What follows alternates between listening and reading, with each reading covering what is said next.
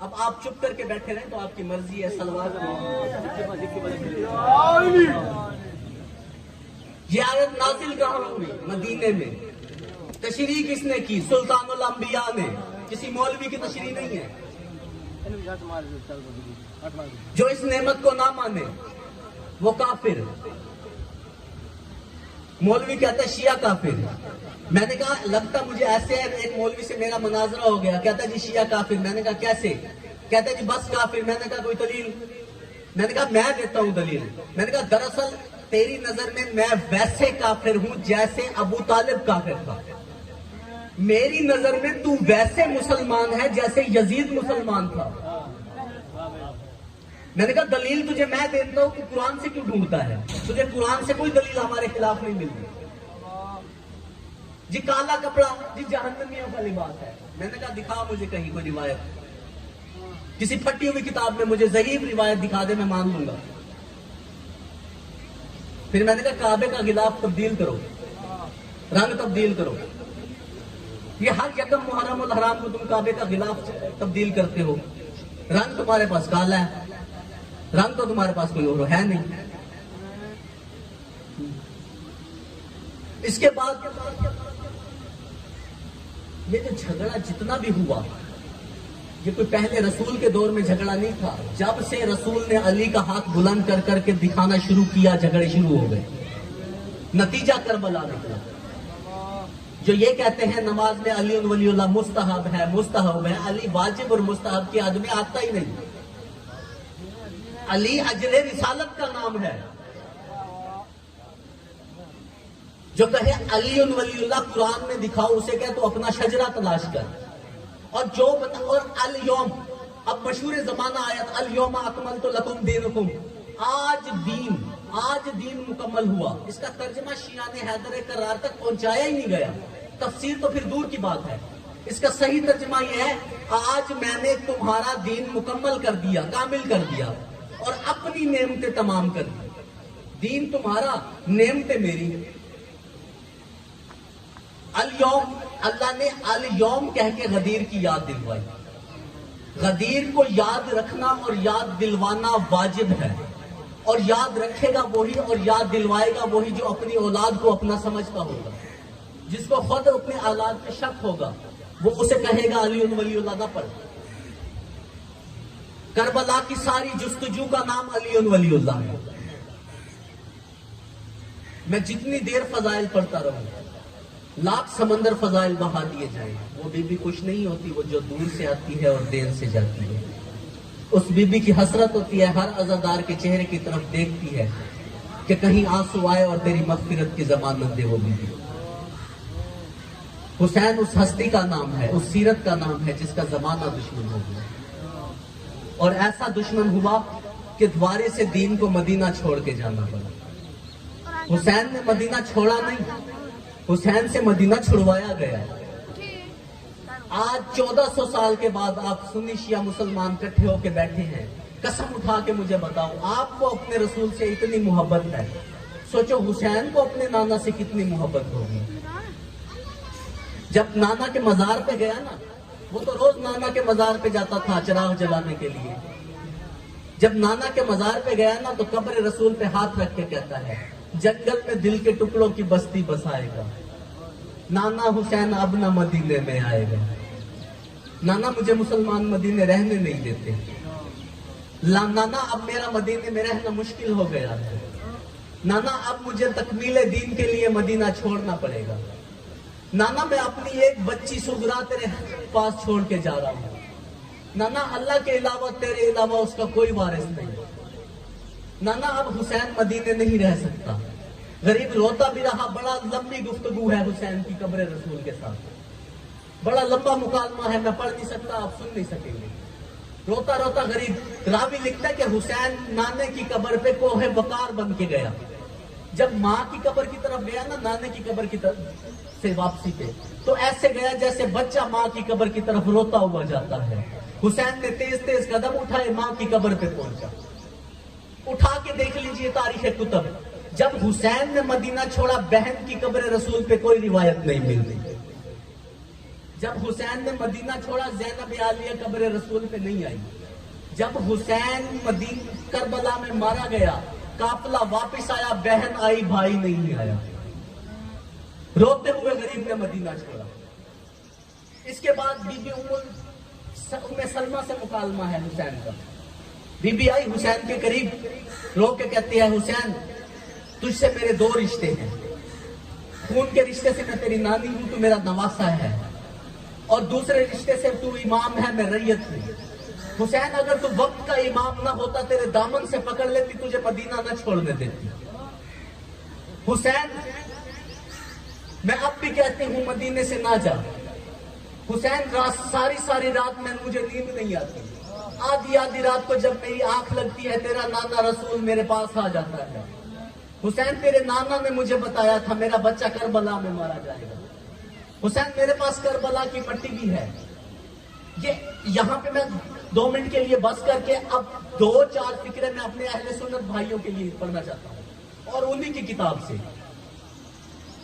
अहले सुन्नत आलिम दीन लिखते हैं कि एक दिन हजूर अलैहिस्सलाम ने बीबी उम्मे सलमा से कहा कि ऐ उम्मे सलमा, मैं अंदर हुजरे में जा रहा हूं, तो हुजरे के दरवाजे पे बैठ जा।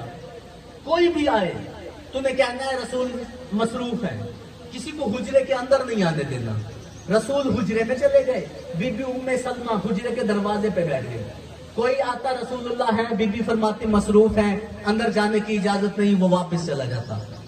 इतने में शाजी इमाम हुसैन बादशाह आ गए। आके कहती है, नानी मेरा नाना कहाँ है? बीबी फरमाती है, हुसैन अंदर है लेकिन जाने की इजाजत नहीं है। बीबी कहती है, हुसैन ने अंदर जाने के लिए कदम बढ़ाया, मैंने दरवाजे के आगे हाथ रख दिया। हुसैन रोते रोते वापस भी गए और कह रहे थे, नानी अम्मा नाना ने मेरे लिए भी मना किया है। जैसे ही हुसैन रोते रोते गली मुड़े, हुजरे का दरवाजा खुला, रसूल खुदा का अमामा गले में था, दाढ़ी आंसुओं से भीगी हुई थी, रो के फरमा रहे थे, उम्मे सलमा तूने गजब किया, मैंने हुसैन के लिए तुझे कब मना किया। जल्दी से दौड़े रसूल खुदा, हुसैन को उठा के ले आए और हुजरे में ले गए। सवाल करो हुजरे में हुआ क्या?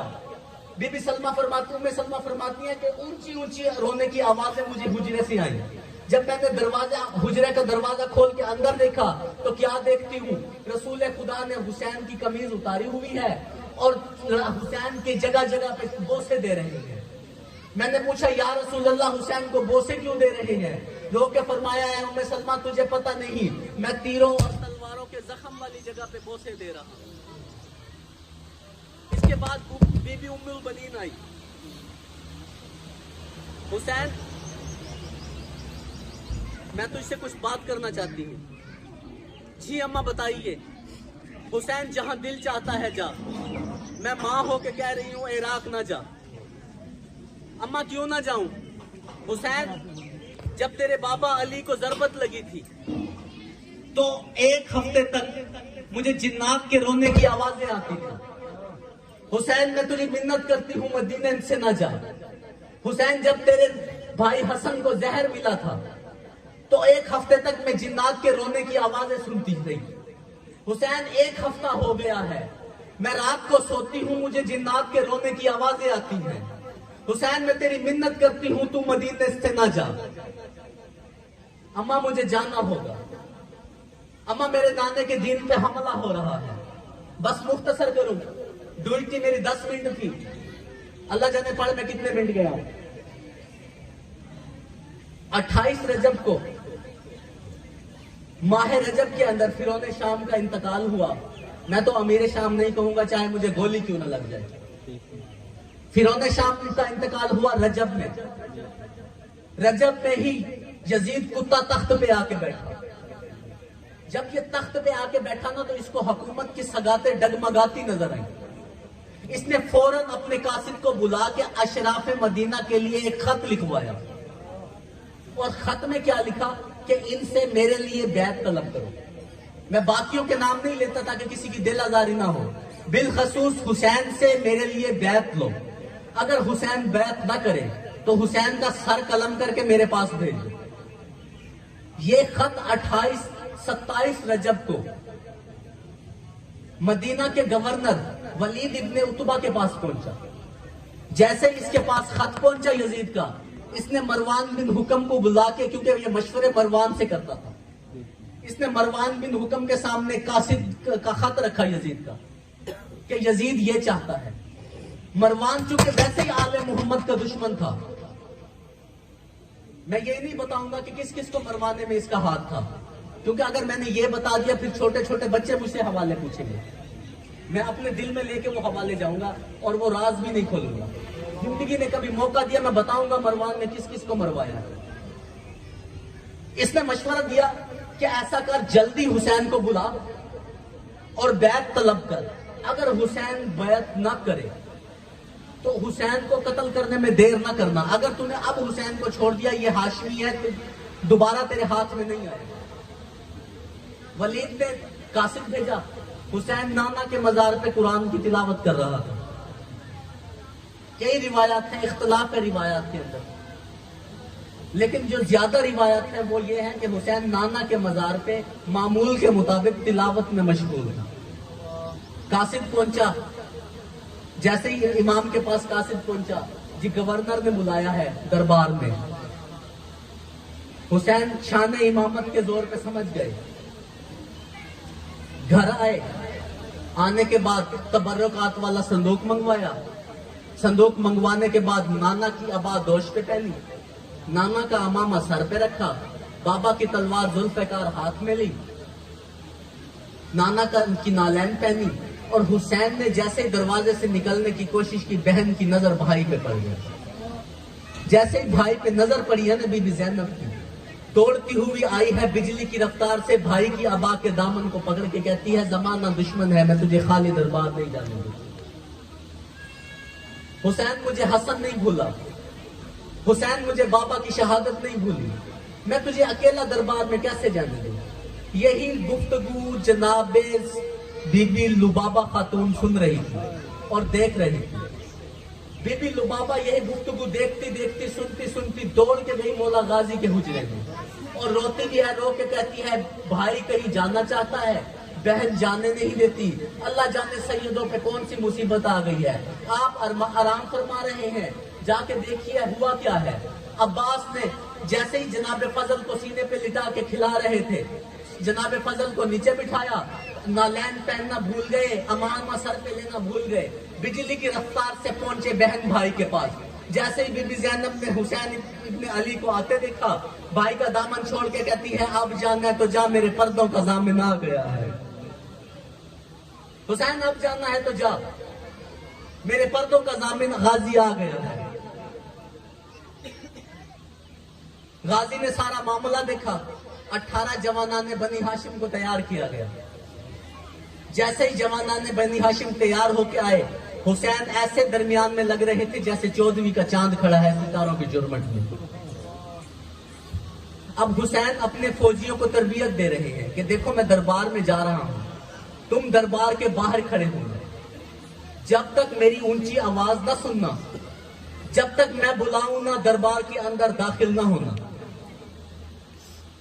मंजर क्या है, दाएं तरफ इमाम सज्जाद है, बाएं तरफ जनाबे अली अकबर हैं, पीछे जनाबे गाजी हैं। हुसैन चलते जा रहे हैं, चलते चलते चलते दरबार के दरवाजे पे पहुंचा मेरा मौला हुसैन। जैसे ही दरबार पे पहुंचा, ऐसे इशारा किया जैसे बादशाह वक्त अपने वुज़रा को इशारा करता है कि यहां ठहर जाओ। सारे जवाना ने बनी हाशिम ठहर गए, हुसैन इब्ने अली अंदर पहुंचे। जैसे ही हुसैन दरबार के अंदर जब हुसैन ने कदम रखा, वलीद इब्ने उतबा ने कुर्सी छोड़ी, हुसैन के सामने कुर्सी रखी। यह मंजर मरवान बिन उतबा से बर्दाश्त न हुआ और इशारा करके कहता है, हुसैन से बैत मांग। वलीद ने यजीद का खत हुसैन के सामने रखा, हुसैन ने खत पढ़ना शुरू किया। पढ़ते पढ़ते खत हुसैन ने खत वापस किया। मरवान कहता है, हुसैन इब्ने अली अब क्या करते हो? इमाम फरमाते हैं, इतनी जल्दी ही क्या है, रात का वक्त है, किसी को क्या पता मैंने किसकी बैत की है, कल का दिन चढ़ लेने दे, तो मजमा-ए आम में मुझे बुला लेना, मैं बैत कर दूंगा, मैं अपना फैसला सुना दूंगा। ये बात करके हुसैन इब्ने अली वापस मुड़ने लगे। मरवान इब्ने हुक्म खड़ा हुआ और खड़ा होकर कहता है, ये हाशमिया इसे बाहर ना जाने दे, जल्दी कर, सर कलम कर।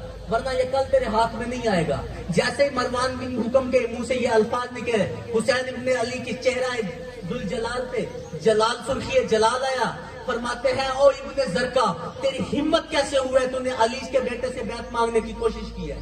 हुसैन के अल्फाज सुने, दरबार के अंदर 18 जवानाने बनी हाशिम दाखिल हुए। जवानाने बनी हाशिम के चेहरे का रोप और राब देख के मरवान बिन हुकम और वलीद बिन उतबा थर थर कांपने लगे। घर आया हुसैन, शुरू कर दी तैयारी। फहरिस्त तैयार हो गई, इसने जाना, इसने नहीं जाना, इसने जाना, इसने नहीं जाना। जब फहरिस्त तैयार हुई, सवारियां तैयार की गई। सवारियां तैयार करने के बाद सामान में जरूरियात सामान सवारियों पे बार करवाया गया। अब मैं यहाँ हुसैन की 7 साल की बेटी का तज़किरा ना करूं तो मेरा दिल खून के आंसू रोएगा। आपने सुन लिया, बर्दाश्त कर लिया, अल्लाह जाने सैयदों ने कैसे बर्दाश्त किया होगा। तैयारी मुकम्मल हुई। हुसैन की 7 साल की ज़हीफा बेटी हुसैन के सामने आई, रो के कहती है, बाबा मुझे नहीं लेके जाएंगे। बीबी सुगरा जब हुसैन के सामने आई, बीबी सुगरा की वालदा का नाम है उम्मे वलद। मेरे मौला हुसैन के 4 हरम थे। बीबी सुगरा के हिस्से का भाई कोई नहीं था, अली अकबर के हिस्से की बहन कोई नहीं थी। बल्कि मैं सादा अल्फाज में यूं कहूं कि मां की तरफ से बीबी सुगरा का सगा भाई कोई नहीं था और अली अकबर की सगी बहन कोई नहीं थी। इसलिए जनाबे सुगरा अली अकबर के हिस्से की बहन थी। आके सामने खड़ी हुई सैयदा रो के कहती है, बाबा सारों को लेके जा रहे हो, मुझे छोड़ के जा रहे हो, बाबा मुझे क्यों नहीं लेके जाते। हुसैन रो के फरमाते हैं, बेटा तेरी इजाजत नहीं है, तू बीमार है, तू सफर की तकलीफ बर्दाश्त नहीं कर सकती। बाबा मैं आपसे कोई तकलीफ, सफर की तकलीफ का गिला नहीं दूंगी। बाबा मैं फिजा की अमारी में बैठ जाऊंगी। बाबा मैं आपको तंग नहीं करूंगी। बाबा अल्लाह के वास्ते मुझे लेके चलो। जब सैयदा का इसरार बढ़ा, हुसैन इब्ने अली का गिरिया ज्यादा हुआ। इसी दौरान बीबी की नजर जनाबे अली असगर पे पड़ी। अब मेरे अहले सुन्नत भाई कहते हैं, शिया रोते क्यों हैं? यहाँ पे मैं 2 जुमले अहले सुन्नत भाइयों के लिए पढ़ना चाहता हूँ। हम रोते क्यों हैं? आओ मैं तुझे रोने की वजह बताऊं। हम जमीन पे बैठ के धाड़े मार के रोते क्यों हैं? जैसे ही बीबी उम्मे वलद का निकाह हुआ इमाम हुसैन के साथ, बीबी उम्मे वलद हवेली ज़हरा में दाखिल हुई। आ गई बीबी। 1 साल के बाद बीबी सुगरा दुनिया में आई। चंद दिन के बाद तारीख लिखती है कि बीबी उम्मे वलद दुनिया से चली गई। बीबी सुगरा को बीबी ज़ैनब पालने लगी। पालती रही सैयदा, मेरी आलिया बीबी पालती रही। कुछ दिन के बाद इमाम अलैहिस्सलाम का अक़द हुआ जनाबे रुबाब सलामुल्लाह अलैहा से। जब बीबी रुबाब हवेली में दाखिल होने लगी तो दस्तूर अरब के मुताबिक कुंडी पकड़ के खड़ी हो गई।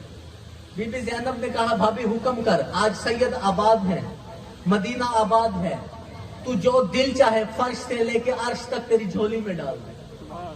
बीबी ने सारे हवेली में देखना शुरू किया। देखते देखते नजर पड़ी सुगरा के झूले पे। रो के कहती है, बीबी मुझे सुगरा दे दे। बीबी ज़ैनब कहती है, भाभी ले जा, लेकिन ख्याल रखना जब अल्लाह तुझे अपनी औलाद दे दे, यतीम को भूल ना जाना। जब तुझे तेरी अपनी औलाद मिल जाए, सुगरा को ना भूलना। एक ही गोद के अंदर 2 बेटियां पल रही, जनाबे सकीना, जनाबे सुगरा। 4 साल की हुई जनाबे सकीना, 7 साल की उम्र हुई जनाबे सुगरा की। सैयदों ने तैयारी शुरू की। जनाबे सुगरा इमाम के सामने आई, रो के कहती है, बाबा मुझे ले चलिए। हुसैन फरमाते हैं, नहीं सुगरा तेरी इजाजत नहीं है। रोते रोते नजर पड़ी जनाबे अली असगर को। भाग के जनाबे अली असगर को लिया। अली असगर तू मदीने रह जा, मैं अकेली हूँ, तेरे सिवा मेरा कोई नहीं है, सारे मुझे छोड़ के जा रहे हैं, अब तेरे सिवा मेरे पास कोई चीज नहीं है। अली असगर तू मेरे पास रह जा, मैं तेरी खिदमत करूंगी, तुझे साथ सुलाऊंगी, तुझे लोरियां दूंगी। अली असगर ने अपनी नन्ही नन्ही बाहें 18 दिन के सैयद सुगरा के गले में डाल ली और अपनी जबान में कहा, बीबी मैं तुझे छोड़ के नहीं जाऊंगा, सुगरा सारे छोड़ जाए, मैं तेरे पास मदीने में तेरे पास रहूंगा। जब ये मंजर बीबियों ने देखा, जनाब ज़ैनब अली आई, अली असगर चलो, चलने का वक्त आ गया है। अली असगर ने सुगरा का दामन नहीं छोड़ा। बीबी रुबाब आई, असगर चलो, अली असगर ने दामन नहीं छोड़ा। बीबी उम्मे कलसूम आई, अली असगर चलो। किसी बीबी के पास रावी कहते हैं जनाब असगर नहीं गए। ये इत्तला पहुंची इमाम मजलूम के पास कि सारी बीबियां लेने गई लेकिन असगर नहीं आए। इमाम हुसैन चलते चलते जब सामने आए ना सुगरा के, बीबी रो के कहती है बाबा इमाम बन के हुक्म ना देना, अगर असगर अपनी मर्जी से आए तो बेशक ले जाना। जनाब हुसैन सामने आए, आके कहते हैं सुगरा मैं इमाम बन के तेरे साथ वादा करता हूं, मैं इमाम बन के नहीं मांगूंगा असगर को, मुझे एक बात करने दे मेरे बेटे से। बीबी कहती है बाबा इजाजत है। इमाम में वक्त बीबी से इजाजत लेके असगर के करीब आया, कान में कोई जुमला कहा आजादारा ने इमाम मजलूम। जैसे इमाम ने वो जुमला कहा, अली असगर ने सुगरा की झोली छोड़ी, हुसैन के हाथों पे आया। बीबी ने रोना शुरू किया, रोती भी जाती थी, रो रो के कहती थी बाबा मैं तुझे ये नहीं कहती कि असगर को ना ले जा, बेशक ले जा, इतना बता दे तूने असगर के कान में कहा क्या है। मजलूम रोया भी सही, रो के कहता है बीबी मैंने सिर्फ इतना कहा है अली असगर तू मदीने में रह जा, जहां मैं इतने तीर खाऊंगा तेरे हिस्से का तीर भी अपने गले पे रोक लूंगा। जैसे ही असगर ने ये जुमले सुने, गोद छोड़ी, इमाम के हाथों पे आया। बीबी रोई भी सही, रो के कहती है बाबा मुझे अगर नहीं लेके जाते तो मेरी एक बात सुनते जाइए। इमाम फरमाते हैं बोल बेटा। बाबा जब तू वापस मदीने में आएगा सुगरा जिंदा नहीं होगी। बाबा मैं तुझसे वादा करती हूं जब तू मदीने वापस आएगा मैं जिंदा नहीं रहूंगी। बाबा मैं मर जाऊंगी, 4 रिश्तेदार मेरी कब्र पे ना आए। बाबा जब तू मदीने आएगा सुगरा दुनिया में नहीं होगी, लेकिन बाबा 4 रिश्तेदार मेरी कब्र पे ना आए। हुसैन रो के कहते हैं बेटा कौन कौन से। बाबा पहले पहले मेरा चाचा गाजी। हुसैन रोए भी सही, रो के कहते हैं बेटा तेरा चाचा गाजी तेरी कब्र पे क्यों ना आए। बीबी रो के कहती है बाबा इसने फहरिस्त में मेरा नाम नहीं लिखा।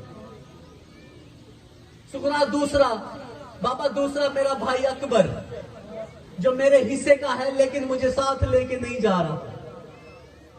अच्छा सुगरा तीसरा कौन, बाबा मेरी माँ रुबाब, बाबा सगी बेटी को लेके जा रही है, मुझे लेके नहीं जा रही। बाबा आज मेरी माँ जिंदा होती मैं देखती मुझे कैसे साथ नहीं लेके जाती। बाबा मुझे अकेला मदीने में छोड़ के जा रही है। अच्छा बाबा अल्लाह हाफिज। हुसैन रोए भी सही, रो के कहती है सुगरा नाम, रो के कहते हैं सुगरा नाम तूने 4 का लिया है, रिश्ते तूने 3 बताए हैं, नाम तूने 4 का लिया। सुगरा रिश्ते तूने 3 बताए, सुगरा ये क्यों नहीं बताया चौथा तेरी कब्र पे कोई ना कौन ना आए। रो के कहती है अच्छा बाबा नाराज ना होना, तू वक्त का इमाम है। बाबा मैं इमाम में वक्त को नाराज नहीं करना चाहती, बाबा मेरी कब्र पे तू भी ना आना।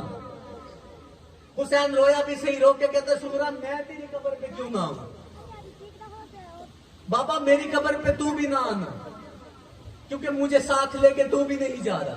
हुसैन रो के कहते हैं अच्छा सुगरा कोई आए या ना आए, हुसैन वादा करता है हुसैन कभी तेरी कब्र पे मदीने नहीं आएगा। अल्लाह लानत हो जाएगा।